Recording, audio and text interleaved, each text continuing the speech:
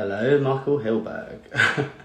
And thanks for joining already, guys. I'm just waiting for Helen to join and then we can get cracking. Where has she gone? Wow, there's quite a few people joined. Fair play, guys. Thanks for the waves as well. It's good to have a bit of encouragement. So, Helen, where are you at? Oh God, we've lost her. Oh wait. Shoba, I'm not sure you want to join my live video. You can watch it, but I'm not sure if you want to join. I mean, you can do if you want to, but that means you'll have to answer questions. So, so give me 2 seconds. Right.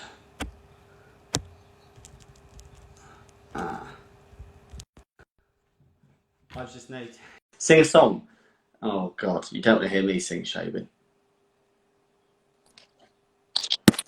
Hey! Took me a while. Wondering what the hell to do, and then realised that actually I hadn't invited you, so sorry, that's my fault. That's what I was like, oh. I was just talking to myself. Never done this before. Yeah. So yes, thanks to everyone who's joined so far. This is the first Yakety live Q&A. Whether it'll be the last one, we'll wait to see. So yeah, bear with us if there's any kind of technical difficulties, but hopefully it should be all right. Obviously, you'll see it's me, Max, and Helen down there with the lovely bow on our head. Doing it today. Maybe next time you might have Will and Harriet as well, if you're lucky. Yeah, that'd be good. So yeah, thanks to everyone for joining so far, and also thanks to everyone who sent questions in. I have to admit, when we kind of questions out, we weren't, well, when we told people to send questions in, we weren't really sure sort of what to get, but actually it ended up being really better than we thought. So we ended up getting pretty much dozens of questions. So we're going to try and do our best to answer all the ones that we can. A lot of them kind of double up anyway, so you might find your question has been answered in another one or something like that. I guess just a little thing from us on kind of the reason why we're doing it. I mean, there's lots of, well, throughout lockdown really, there's been loads of really helpful resources, sort of webinars, workshops, anything like that really, from companies like the voiceover network, but a lot of them tended to focus on the kind of art of voice acting, if you like, and maybe how to voiceover artists, but none of them really focused on how to gain reputation from an agent's perspective. So the reason we thought that we would do it a bit of a different perspective, we thought it could be useful to anyone aspiring voiceover artists, or potentially even to those people who are already established but have questions about the industry that they'd like to be answered. So that's basically why we're doing it. I'm afraid Dolly will not be making an appearance, or actually she might do if she runs in. No, she's been locked out because she's been out all day, so she'll be super needy. I could feel her hump in my leg. No, don't want that. Not during the first one. No, not the first one. So yeah, so just a bit of background. If I'm sure if anyone sort of pays attention to our agency, you'll probably know who Helen is, because she's been there for 25 years. Not to make it sound old, Helen. But yeah, thanks for outing me.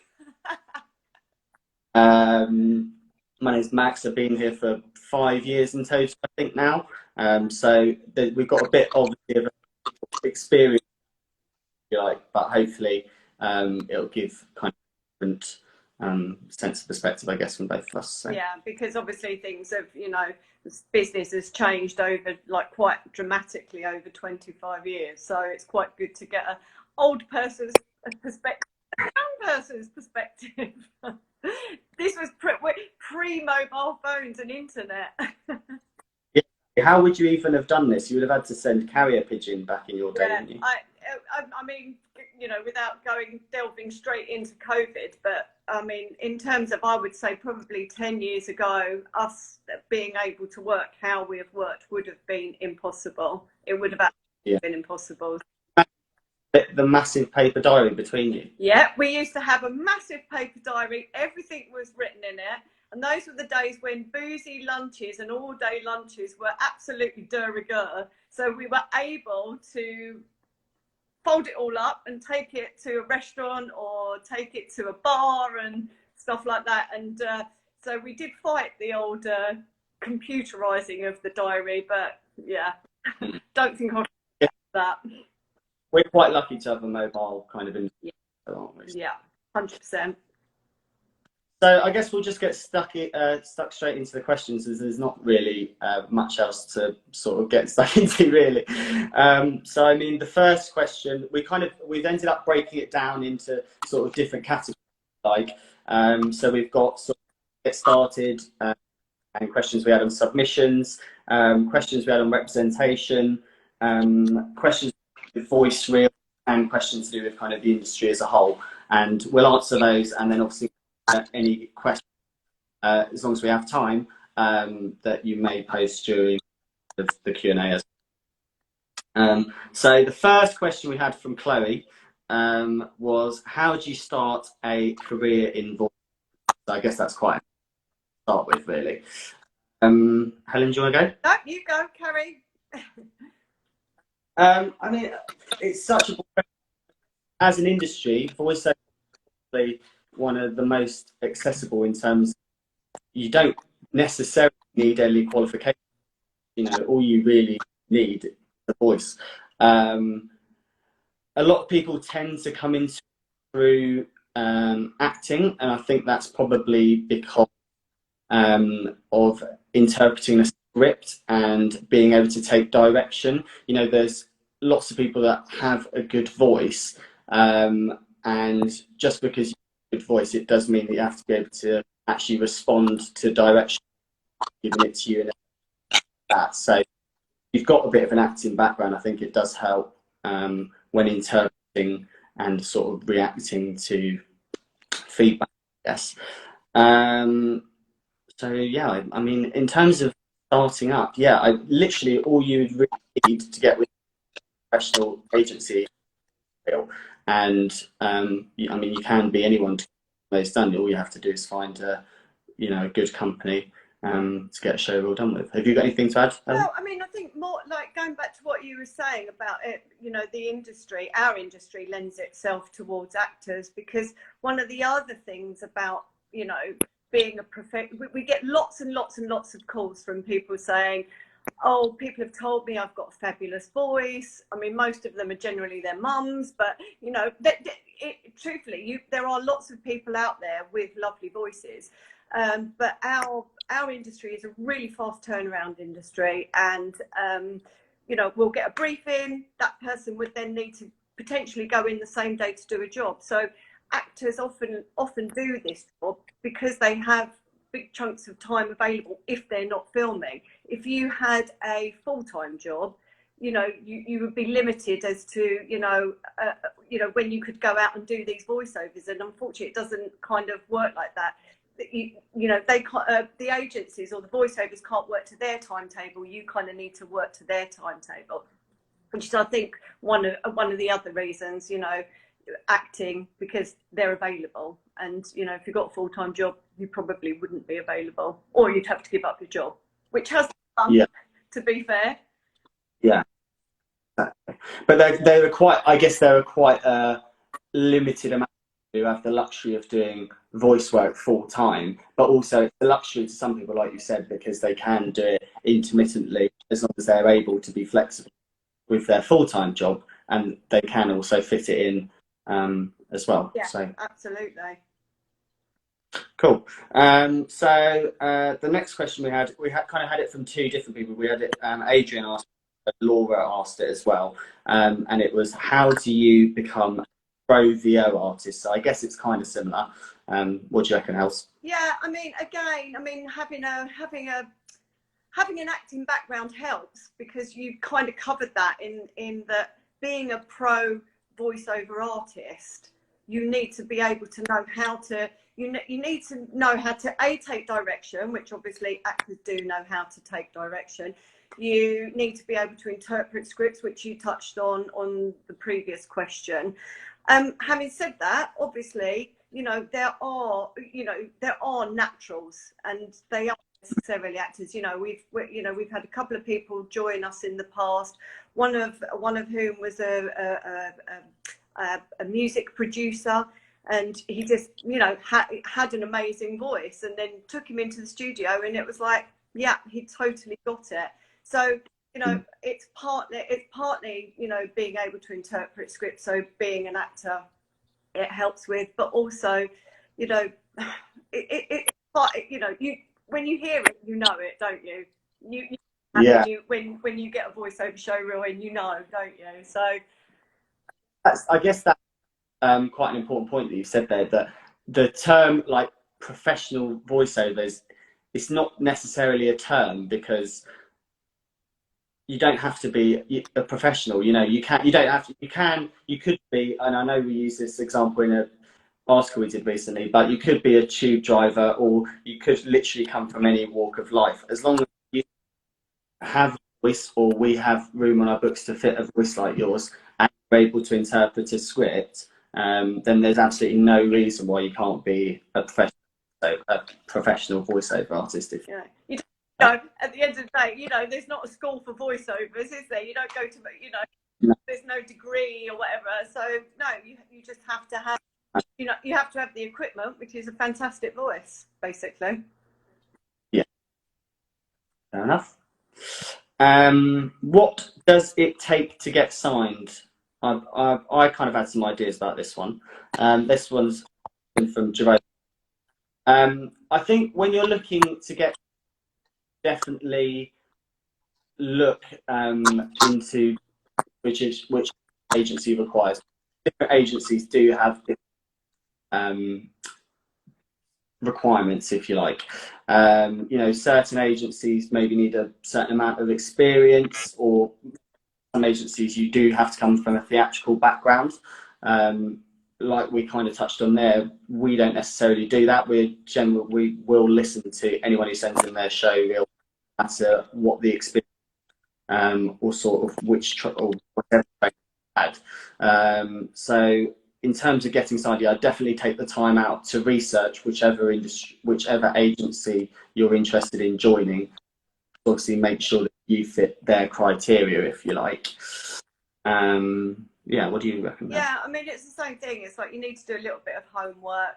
Everybody thinks that their voice sounds different, but I mean, obviously, you need to go on, like you just said, like check that, certain agencies.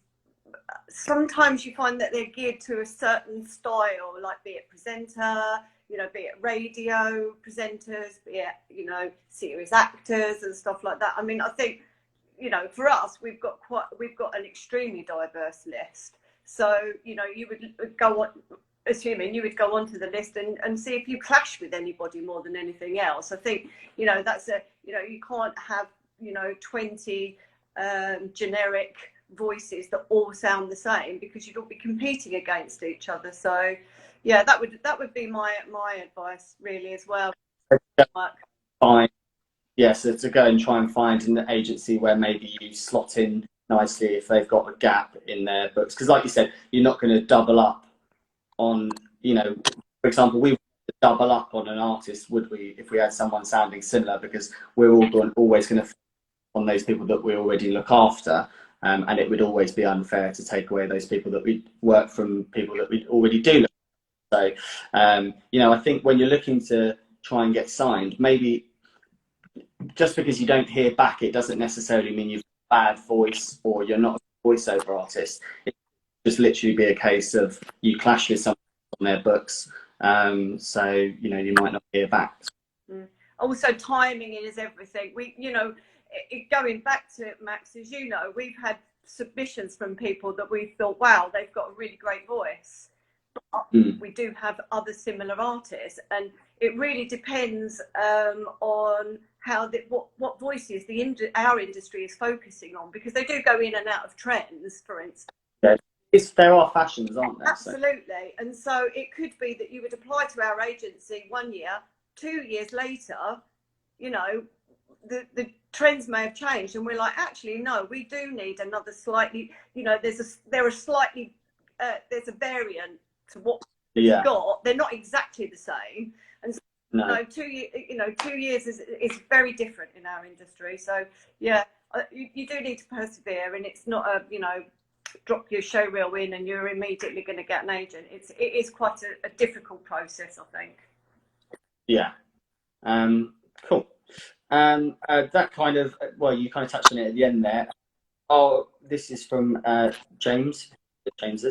Are we still accepting submission talent? We're always accepting submission to talent. Trust me. And do listen to literally everything that comes in. It sounds like kind of one of those typical corporate responses that you expect, but we only have time to get back to those people that we are interested in, and that is because we do get. So yes, please do keep sending in. Like I said, we'll listen to everything that comes in. So yeah, please do, because there's nothing more exciting than someone sending a show reel and then you listen to it and you go, oh my god, they're amazing, and then you go, listen to this, and then the whole team listens. So yeah, please do. Makes our day. So next, I thought, verse it with a bit of light humour as well. Luckily, some of our artists are quite inappropriate. I won't name a particular artist because she probably knows who she is already.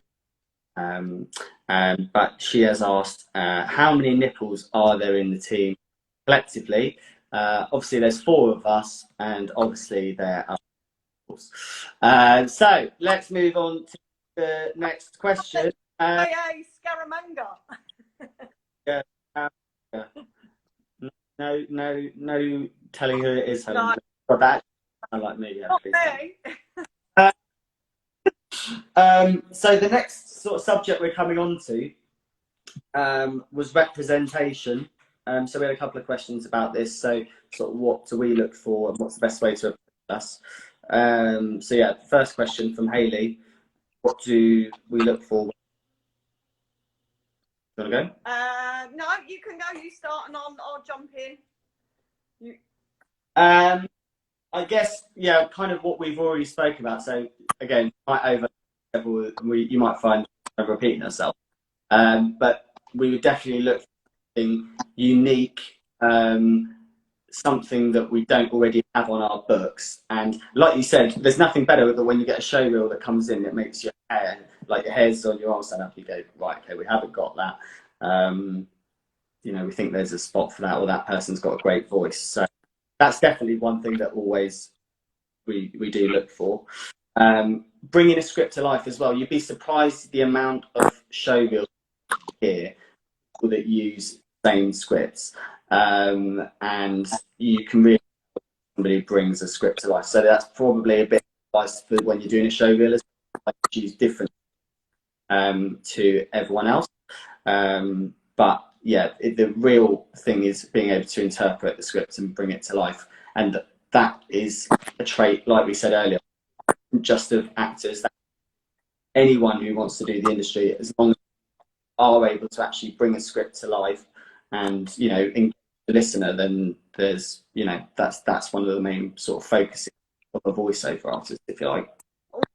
I guess the last point for me would probably be that when we are, I think there's sometimes a bit of there's probably a bit of a reputation that known agencies only probably look to with who have files or something like that. But as I can safely say, we as an agency don't judge people based on their profile of their artist, and I think that's kind of reflective of, like we said before, that we'll anyone who sends their show reel in around.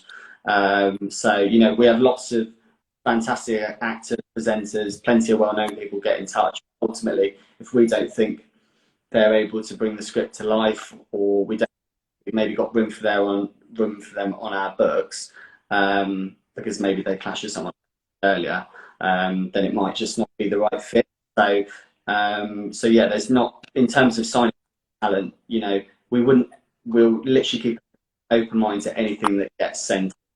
And like I said before, we do literally as a team, and then we decide as a team. And if there's a majority vote, chat to that person, and if not, then maybe not. So yeah, exactly. I mean, it's that, you know, some people say, oh God, that person's on the telly, they're going to be brilliant. And it's, you know, it's so much more than, for us anyway, as an agency, it's so much more than that. I think, you know, the voice is the most important thing. That's the thing that shines through. And I think that, yeah, I don't think you can put, you know, a limit, or I don't mean a limit, but a kind of, you know, no, we you on if you've not had any experience, because then you're closing your mind to potentially somebody that's going to be brilliant.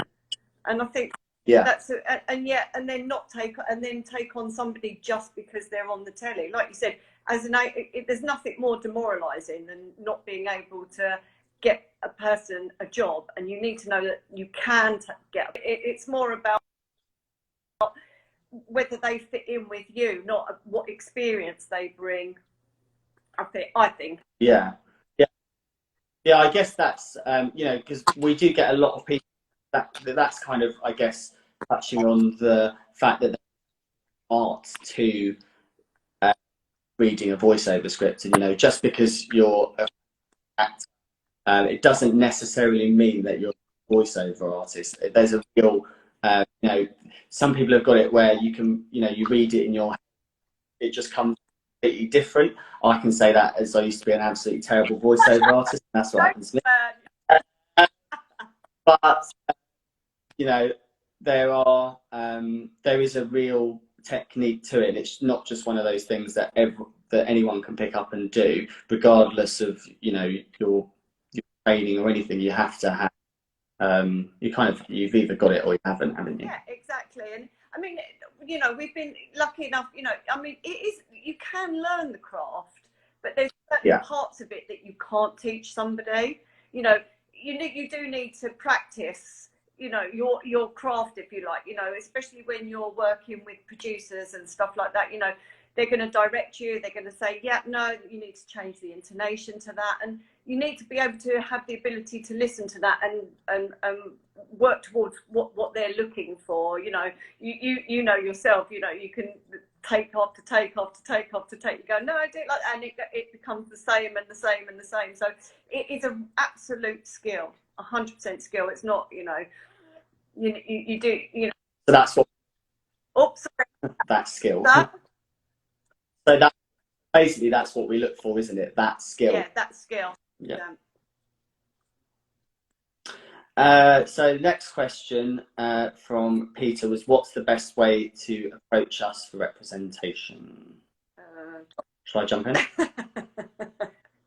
I think. What did you say?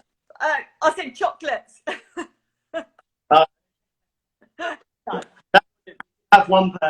We did have one person, shout out to, you know exactly who you are if you're watching this, who sent us a box of chocolates with a key lock. Yeah. Who's if you take me on, I'll give you the box of chocolates, which are a very inventive way of approaching us for representation, and definitely caught our eye.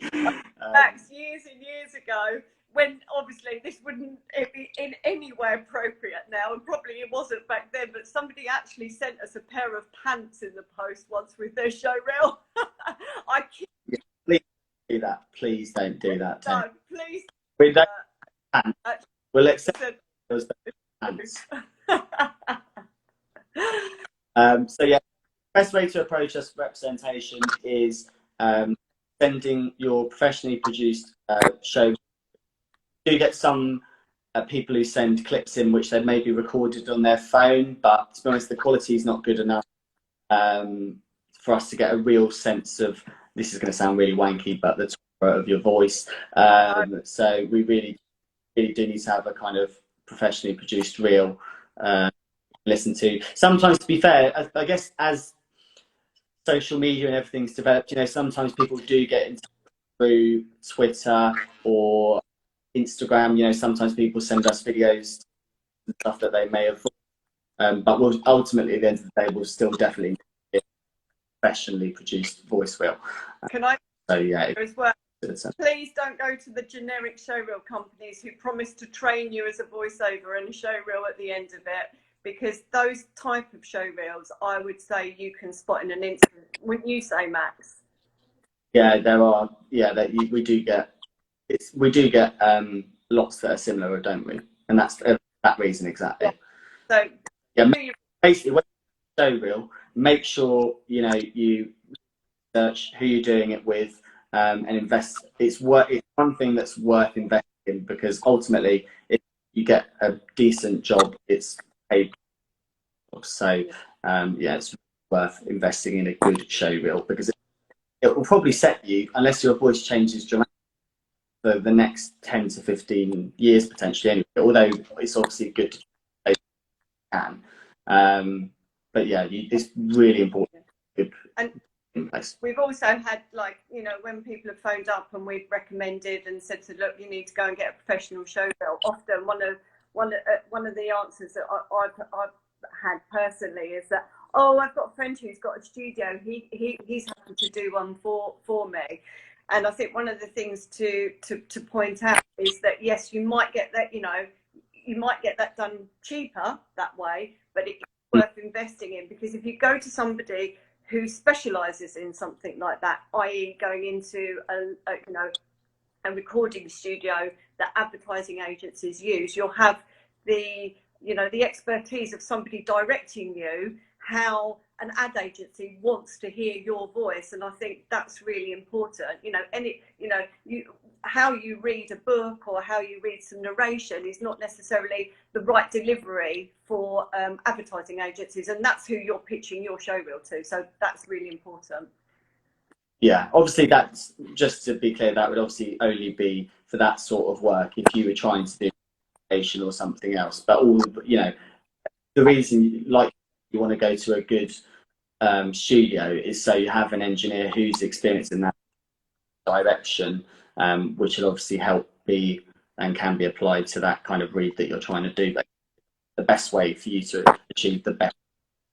Yeah, exactly. Cool. So, Helen, this is a question for you, I reckon. Sure. You've been here a lot longer than me. Sorry.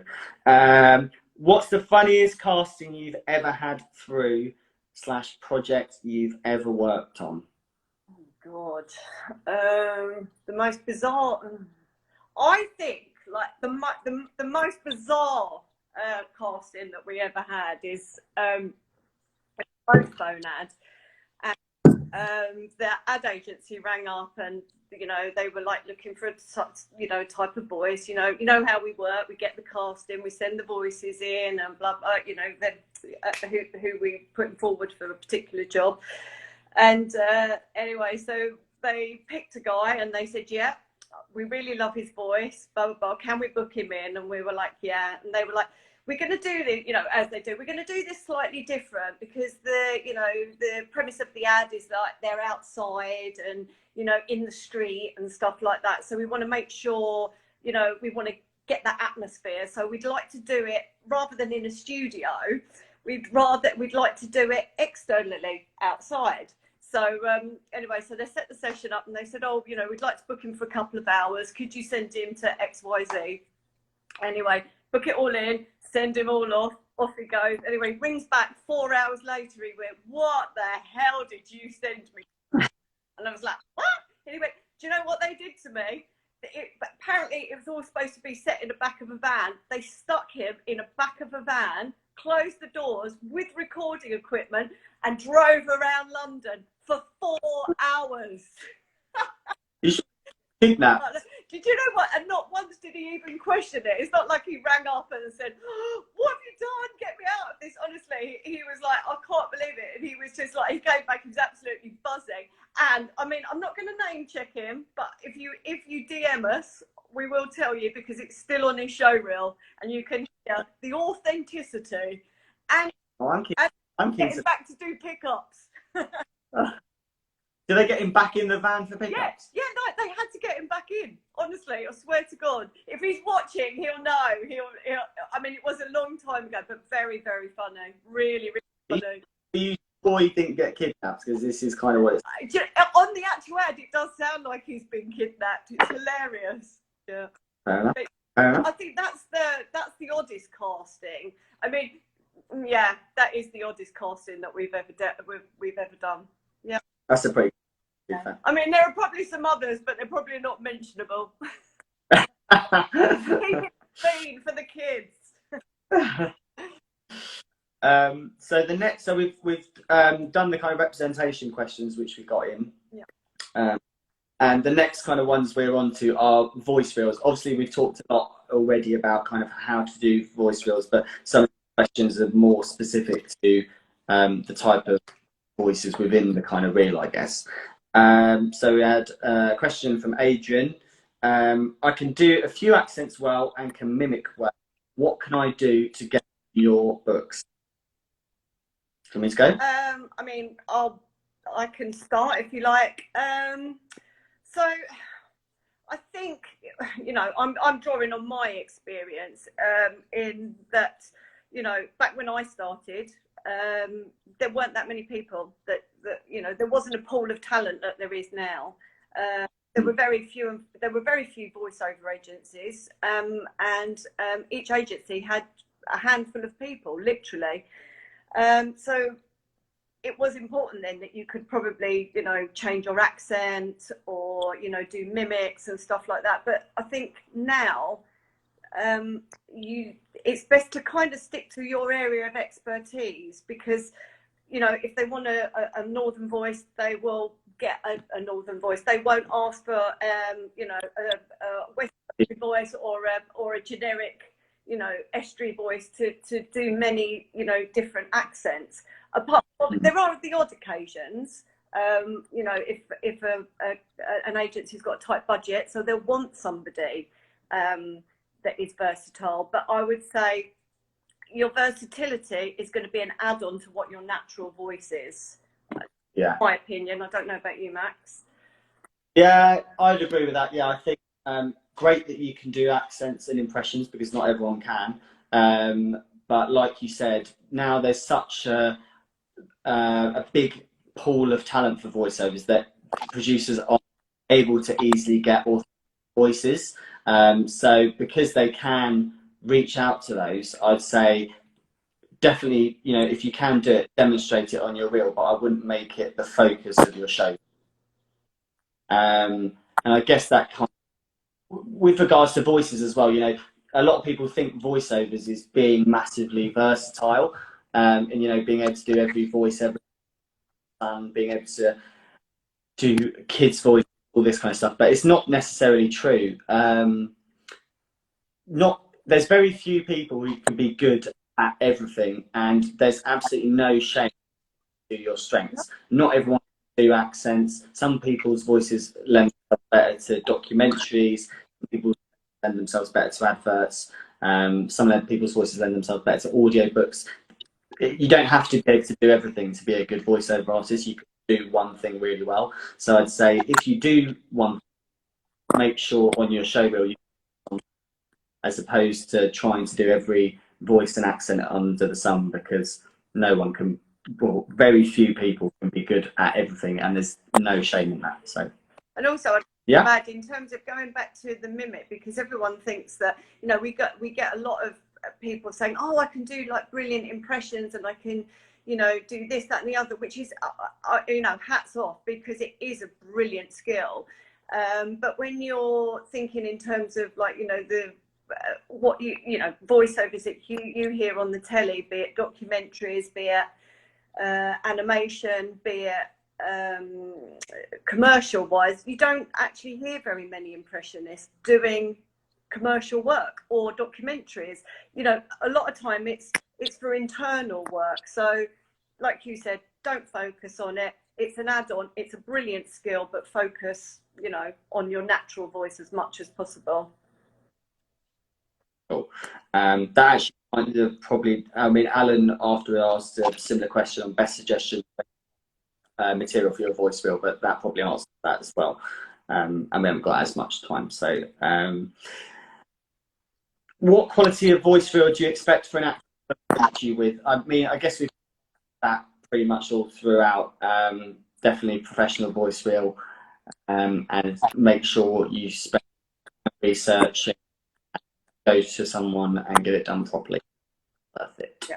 And also, you know, you have to understand that a professional show reel is an investment in your future, if that's the future that you want for yourself. So, you know, you have to understand that your maybe outlay, however much it is, you'll generally earn that back in the first couple of jobs anyway. So, you know, you've got to be in it to win it.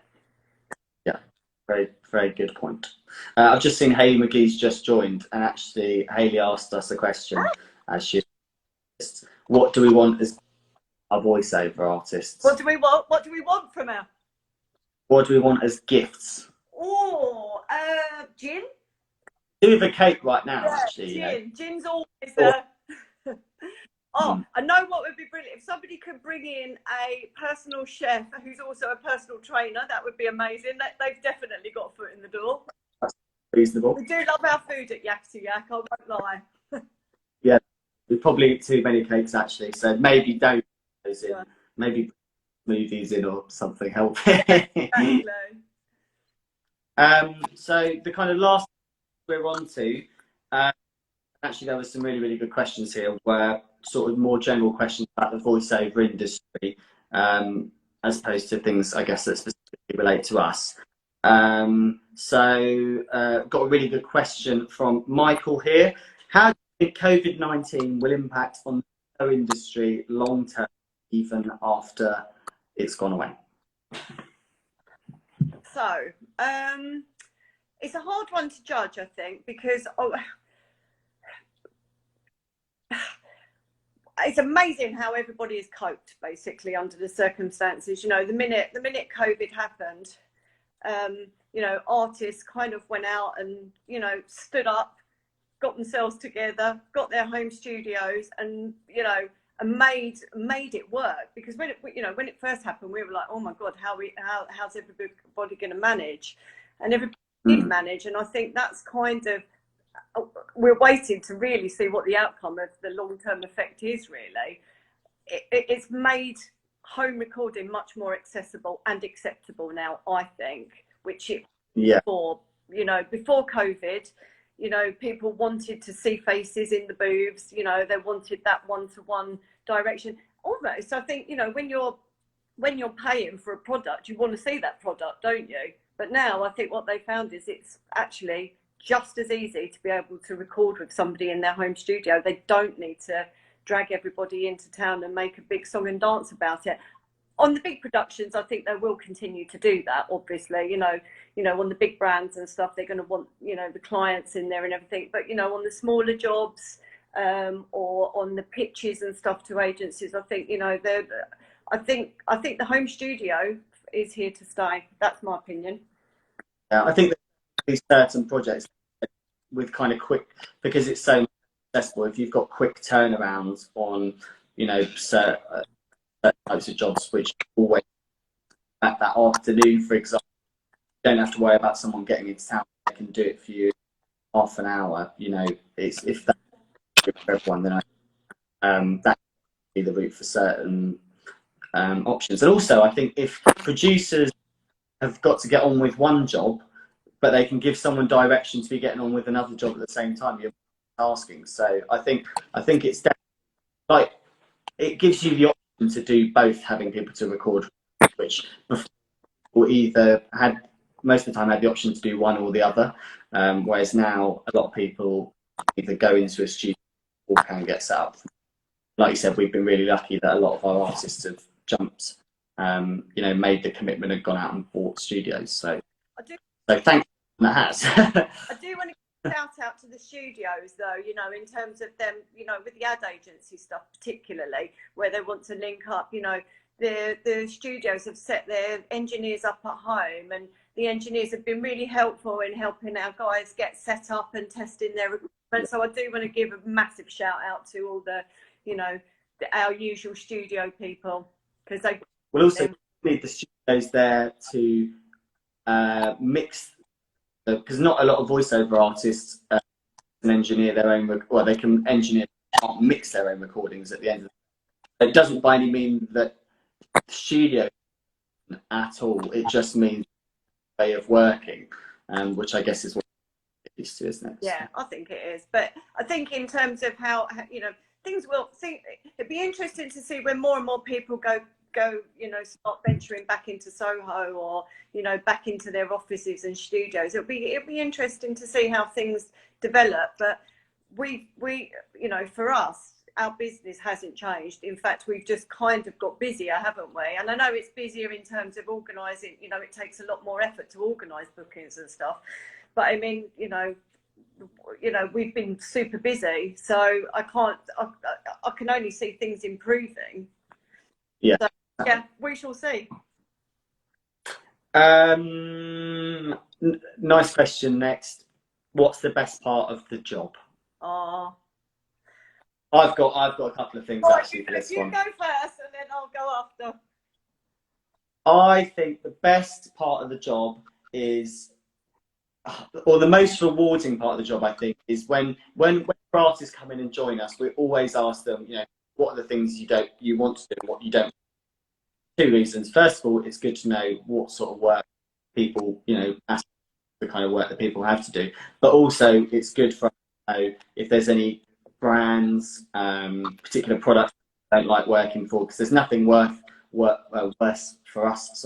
When you secure an advertisement for someone and they say they work for that brand. So we always try and get that out of the way first and foremost.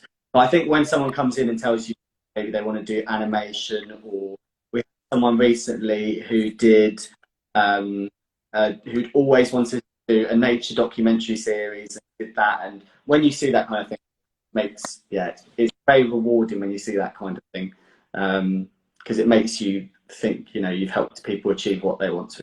So that's quite rewarding. I also think it's quite good if you've helped out casting and then you see it on TV for a casting which or animation castings or anything. Yeah, whenever you see the result of your work, that's always quite. Yeah. Or like going back to what you were saying, it's like, when you've done the brief and it's been because some briefs are arduous, aren't they? Like, you'll get sent a brief and then they'll rebrief and then they'll rebrief and then they'll rebrief. And I love it when they go back to the original person that you mentioned and it makes it on air and then you're like,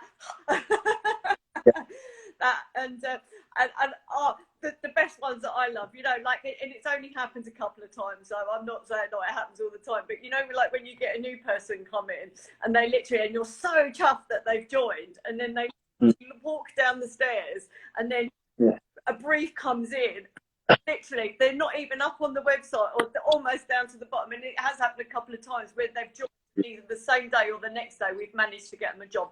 That part I absolutely, but you buzz off of that. When you get them a job. Also, I'd say when we go in and do show reels and you're in the booth, because a lot of the time, a lot of time we don't always get to see our artists in the booth doing the work unless we're doing show reels with them. I think when you go in and do a show reel with someone and you've picked out a script for them and they nail it, you think, Or when you've got a newbie that's joining and you go do the show reel, because we've done this before and we're sitting in the studio and directing, and they'll do the first. They'll get the first read of the script, and then we'll just nut each other and go, "She's a natural," or "He's a natural." Oh my God, I can't wait for them to join. I love that as well. And it's going to sound super schmaltzy, but I hand on heart, we have got the best team working with you guys and Will and Harriet and Joe. Honestly, you make work not seem like work. Like it's family, isn't it? Like you come in every day, you've got giggles. Oh, no. It is. Do you know what? And also a big shout out to our artists, because they really have pulled it out the bag, don't you reckon? Like with the COVID thing going on, honestly, they've done us so proud. They've been absolutely brilliant. So yeah, I'm part of 2 brilliant teams, you lot and the artists. So there you go. I'm done. Not much to say, I think. Not on that one. One final question, quite an interesting one. Is the voiceover industry oversubscribed? Yeah. I don't mind going this one. Go on, you go. I think it probably relates to what we were saying earlier, but I think if we're being honest, it probably is oversubscribed, but that's because people realise the part-time nature of it. Unless you're committed to, an advertising campaign for a period of time, or a project where you have to go in regularly for a period of time, like a series or something, or an audio book, then it is a job that you can fit in with your full-time work, providing you can be slightly flexible. So I think that's probably why it is oversubscribed. And also, I think now, because what you were saying earlier about there being more authentic talent, you don't necessarily have to, you can have a regional accent from anywhere, and it'll probably be at some point. So I think, Pete, that's why more people are doing it, and obviously a lot of people are aware that you can do work for a relatively small period of time and get paid well if it's a good job. So it's an attractive prospect for people, which I guess is the idea of doing it. The fact of doing it well is a different ball game, but I can see why they're keen to do it and why it is oversubscribed, I guess. I think agreed. It is oversubscribed, and it's becoming more so. I think I'm going to go back in the old days, but like literally back in the old days, it was predominantly a handful of people. There were only a handful of voiceover agencies. There were only a handful of actors that did voiceovers, because 25 years ago, not all actors wanted to be part of commercials. They didn't want to be a commercial voiceover, because for them, I think it felt a little bit like they were selling out. Their art is their acting. There was a lot of quite serious stage actors and film actors and stuff like that. So for them, it was, a lot of them didn't want to do it.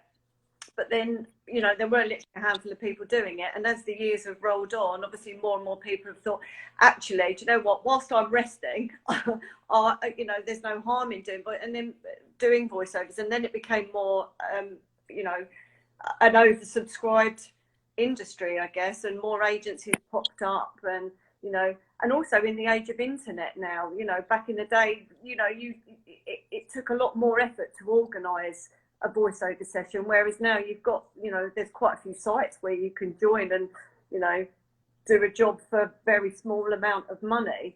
And that's, obviously our area of expertise is doing professional work, rather than, the odd sort of like £5 job, which I know that they're out there.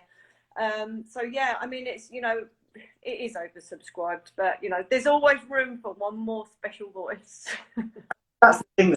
It's like, just because it's oversubscribed, it shouldn't stop you, because there, like you've just said, there could be the next best thing around the corner. Yeah. But as an industry, there are a lot of people trying to do it, which is probably why there's been a lot of agencies set up recently as well, because there is people that want to do it. So exactly. So yeah, I think. Cool. I think we're at. Are we done? We're pretty much. We had a few people who sent in questions during the Q&A. Thanks for doing so. I think we pretty much actually covered most of them. So you'll be able to watch all of this back if you do want to hear any of the answers on our Instagram over the next coming weeks. But hopefully you might have heard answer them anyway. And yeah, I think that's pretty much it. Oh, well, it's a pleasure seeing you. Relatively smooth. Yeah, I know. I mean, it's a good job we can't see or hear anyone on the other side. You know what it feels like? It feels like when you're doing one of those really awkward presentations at school and no one's giving you any feedback. They're like, kind of talk. You feel like you're talking to yourself a little bit. It's been a long time since I've been at school, Max. I don't remember that. Although it's been quite a while. I think, I mean, it's interesting though, because every morning we have a Zoom meeting, don't we? So you know, I'm kind of used to this format now, but like before this format, I'd never even heard of Zoom. You know, I mean, we've always been in the office together, haven't we? So this is kind of a new way of doing it, and I'm glad that we've done that because it didn't faze me as much as I thought it was going to. Yeah, exactly. Cool. Right. Well, listen. Hopefully, everyone enjoyed this one. We have been talking about doing another one. Hopefully, we might try and get an artist at some point, depending on how far this one goes down. So, we may be back for another one. But yeah, thanks everyone for tuning. But yeah, thanks for joining us. Whoever's joined us, I can't see. Max is in control. But thank you, appreciate it. Perfect. All right. Cheers. Bye.